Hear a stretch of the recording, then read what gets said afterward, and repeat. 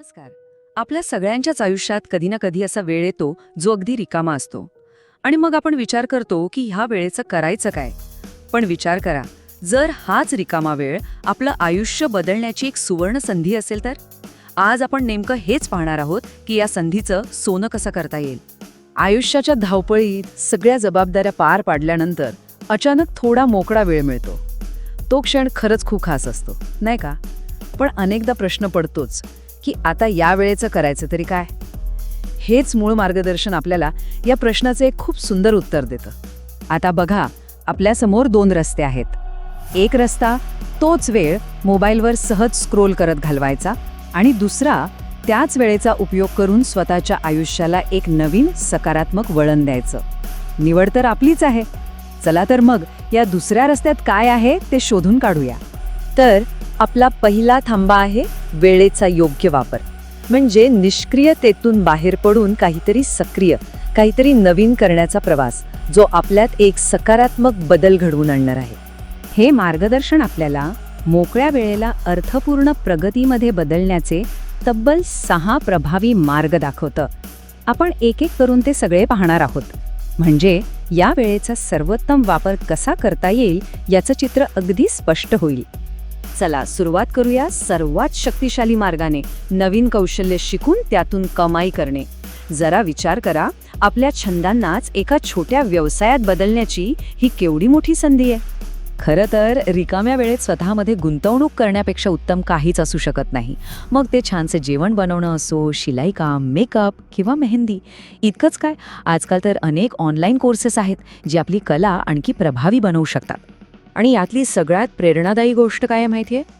आज जो आपला छंद आहे तोच उद्या एक यशस्वी व्यवसाय बनू शकतो. इतिहासात अनेक मोठ्या व्यवसायांची सुरुवात ही अशाच एका छोट्याशा आवडीतून झालेली आहे. आजच्या डिजिटल युगात तर हे खूपच सोपं झालंय. घर बसल्या स्वतःचं यूट्यूब चॅनल सुरू करता येतं, इंस्टाग्रामवर आपली कला दाखवता येते किंवा फ्रीलान्सिंगच्या माध्यमातून आपलं कौशल्य जगासमोर मांडून कमाई सुरू करता येते. तर मग हा प्रवास दिसतो कसा, हे अगदी सोप्या 3 पायऱ्यांमध्ये मांडता येईल. पहिलं, काहीतरी नवीन शिका. मग त्या आवडीला व्यवसायाचं स्वरूप द्या. आणि तिसरं, घर बसल्या आर्थिक स्वातंत्र्य मिळवा. किती सोपं आणि शक्तिशाली आहे हे. पण यशस्वी होण्याच्या या प्रवासात एक गोष्ट विसरून चालणार नाही. ही प्रगती फक्त बाहेरून नाही तर आतूनही व्हायला हवी. म्हणजेच काय, तर स्वतःच्या मनाला आणि शरीराला नवी ऊर्जा देणंही तितकंच महत्त्वाचं आहे. हे आपल्या बाबतीत अनेकदा घडतं, नाही का? आपण इतरांची काळजी घेण्याच्या नादात स्वतःकडे पूर्णपणे दुर्लक्ष करतो. पण एक साधा नियम लक्षात ठेवायला हवा. आपण स्वतःची काळजी घेतल्याशिवाय इतरांची काळजी प्रभावीपणे घेऊच शकत नाही. आणि यासाठी फार काही मोठं करण्याची गरज नसते. दररोज थोडा वेळ योगा, ध्यान किंवा अगदी फक्त चालण्यासाठी दिला तरी पुरेसा आहे. कारण निरोगी मन आणि निरोगी शरीर हेच खऱ्या आनंदाचं रहस्य आहे. आणि हीच ऊर्जा मिळवण्याचा आणखी एक उत्तम मार्ग म्हणजे वाचन. हे वाक्य किती खरं आहे, नाही का? चांगली पुस्तकं, विशेषतः प्रेरणादायी कथा किंवा यशस्वी लोकांची चरित्र वाचल्याने केवळ विचारच बदलत नाहीत, तर आपला आत्मविश्वासही वाढतो आणि आयुष्याला एक नवी दिशा मिळते. त्याचबरोबर चित्रकला, रंगकाम किंवा हस्तकला यांसारख्या कामांमध्ये मन गुंतवल्याने तणाव आपोआप कमी होतो. अशा कामांमधून जो आनंद आणि समाधान मिळतं ते मनाला एक वेगळाच ताजेपणा देऊन जातं. पण हे सगळं करून आपल्याला मिळवायचं काय आहे? तर तो आहे खरा आनंद.